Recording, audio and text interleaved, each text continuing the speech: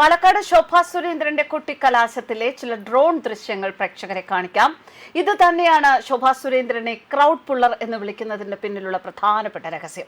നമുക്ക് ഡ്രോൺ ദൃശ്യങ്ങളിലൂടെ കാണാം. ഒരു വലിയ പുരുഷാരം തന്നെയാണ് ശോഭാ സുരേന്ദ്രന് കൊട്ടിക്കലാശ സമയത്ത് സപ്പോർട്ടുമായി എത്തിയിരിക്കുന്നത്. അതിൽ ഏറെയും സ്ത്രീകളാണ്. അതുപോലെ തന്നെ പാലക്കാട് ഈ കഴിഞ്ഞ ദിവസങ്ങളിൽ, പ്രചാരണ ദിവസങ്ങളിൽ ശോഭാ സുരേന്ദ്രൻ വളരെ നല്ല ഒരു ഗംഭീരമായ ഒരു പ്രചാരണം തന്നെയാണ് നടത്തിയത്.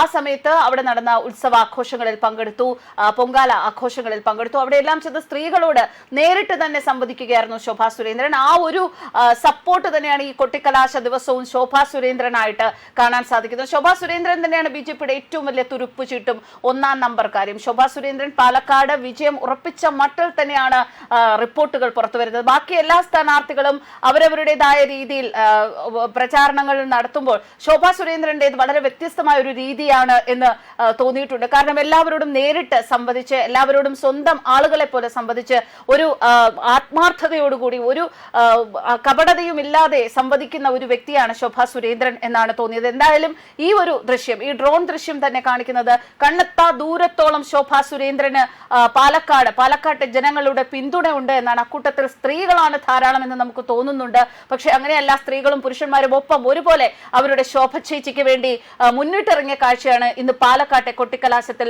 കാണാൻ സാധിക്കുന്നത്. എന്തായാലും ശോഭാ സുരേന്ദ്രൻ ഇതുവരെ നിന്ന മണ്ഡലങ്ങളിലെല്ലാം നമുക്കറിയാം, സ്ഥാനാർത്ഥിയെ പ്രഖ്യാപിക്കുന്ന സമയത്ത് ശോഭാ സുരേന്ദ്രൻ തങ്ങളുടെ മണ്ഡലത്തിൽ വരണമെന്ന് 6 മണ്ഡലങ്ങളാണ് ചോദിച്ചത്. അത്രമാത്രം മത്സരമായിരുന്നു ശോഭാ സുരേന്ദ്രനെ തങ്ങളുടെ സ്ഥാനാർത്ഥിയായി കിട്ടാൻ. എന്തായാലും ആ ഭാഗ്യമുണ്ടായത് പാലക്കാടിനാണ്. പാലക്കാടിന് ഒരു സ്ഥാനാർത്ഥി എന്ന നിലയിൽ കിട്ടിയ ആ ഭാഗ്യം അവരുടെ MLA ആയി മാറ്റാൻ അവരും ശ്രമിക്കുന്നുണ്ട്. ഒപ്പം ശോഭാ സുരേന്ദ്രന്റെ ആത്മാർത്ഥമായ അവിടെ ജനങ്ങളോടുള്ള ഇടപെടലും സഹായിക്കുമെന്ന് തന്നെയാണ് വിശ്വാസം. എന്തായാലും ശോഭാ സുരേന്ദ്രൻ വിജയിച്ചു വരും എന്ന് തന്നെയാണ് പാലക്കാട്ടെ ജനങ്ങൾക്കൊപ്പം ഞങ്ങളും പ്രതീക്ഷിക്കുന്നത്. എല്ലാ വിജയാശംസകളും ശ്രീമതി ശോഭാ സുരേന്ദ്രന്.